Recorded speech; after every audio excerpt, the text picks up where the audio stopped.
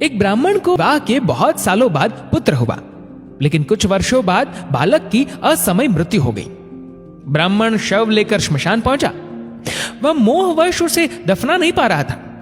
उसे पुत्र प्राप्ति के लिए जप तप और पुत्र का जन्मोत्सव याद आ रहा था। श्मशान में एक गिद्ध और एक सियार रहते थे।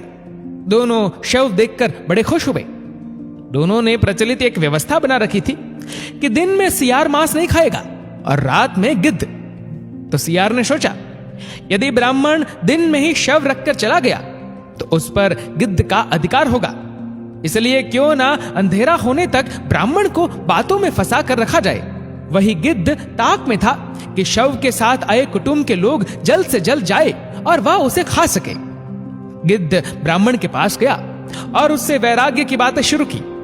गिद्ध ने कहा, मनुष्यों, आपके दुख का कारण यही मोह माया ही है। संसार में आने से पहले हर प्राणी का आयु तय हो जाती है। संयोग और वियोग प्रकृति के नियम है। आप अपने पुत्र को वापस नहीं ला सकते, इसलिए शोक त्याग कर प्रस्थान करें। संध्या होने वाली है। संध्या काल में श्मशान प्राणियों के लिए भयदायक होता है, इसलिए शीघ्र प्रस्थान करना उचित है। गिद्ध की बातें ब्राह्मण के साथ आए रिश्तेदारों को बहुत प्रिय लगी। वे ब्राह्मण से बोले, बालक के जीवित होने की आशा नहीं है, इसलिए यहां रुकने का क्या लाभ। सियार सब सुन रहा था।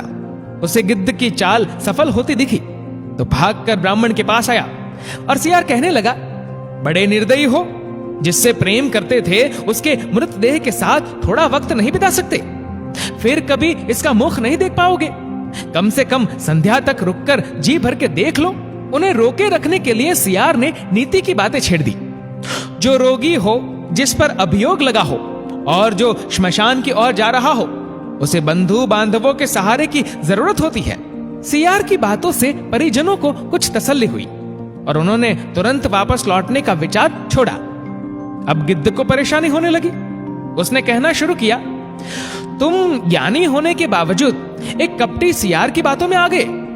एक दिन हर प्राणी की यही दशा होनी है। शोक त्याग कर अपने अपने घर को जाओ। जो बना है वह नष्ट होकर रहता है। तुम्हारा शोक मृतक को दूसरे लोक में कष्ट देगा। जो मृत्यु के अधीन हो चुका, क्यों रोकर उसे व्यर्थ कष्ट देते हो। लोग चलने को हुए तो शियार फिर शुरू हो गया, ये बालक जीवित होता तो क्या तुम्हारा वंश ना बढ़ाता। कुल का सूर्य अस्त हुआ है, कम से कम सूर्यास्त तक तो रुको। अब गिद्ध को चिंता हुई। गिद्ध ने कहा, मेरी आयु 100 वर्ष की है। मैंने आज तक किसी को जीवित होते नहीं देखा। तुम्हें शीघ्र जाकर इसके मोक्ष का कार्य आरंभ करना चाहिए। सियार ने कहना शुरू किया, जब तक सूर्य आकाश में विराजमान है, दैवीय चमत्कार हो सकते हैं। रात्रि में आसुरी शक्तियां प्रबल होती है। मेरा सुझाव है, थोड़ी प्रतीक्षा कर लेनी चाहिए। सियार और गिद्ध की चालाकी में फंसा ब्राह्मण परिवार तय नहीं कर पा रहा था कि क्या करना चाहिए। अंततः पिता ने बेटे का सिर गोद में रखा और जोर जोर से विलाप करने लगा। उसके विलाप से श्मशान कांपने लगा। तभी संध्या भ्रमण पर निकले महादेव पार्वती वहां पहुंचे। पार्वती जी ने बिलखते परिजनों को देखा तो दुखी हो गई। उन्होंने महादेव से बालक को जीवित करने का अनुरोध किया। महादेव प्रकट हुए और उन्होंने बालक को 100 वर्ष की आयु दे दी।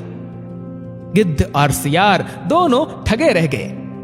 गिद्ध और सियार के लिए आकाशवाणी हुई, तुमने प्राणियों को उपदेश तो दिया, उसमें सांत्वना की बजाय तुम्हारा स्वार्थ निहित था, इसलिए तुम्हें इस निकृष्ट योनि से शीघ्र मुक्ति नहीं मिलेगी। दूसरों के कष्ट पर सच्चे मन से शोक करना चाहिए। शोक का आडंबर करके प्रकट की गई संवेदना से गिद्ध और सियार की गति प्राप्त होती। एक महात्मा एक जगह बैठा था। पास से एक गाड़ी गुजरी जिससे एक गेहूं की बोरी नीचे गिर गई और फट गई और बाहर गेहूं के दाने गिर गए। महात्मा बैठकर देख ही रहा था।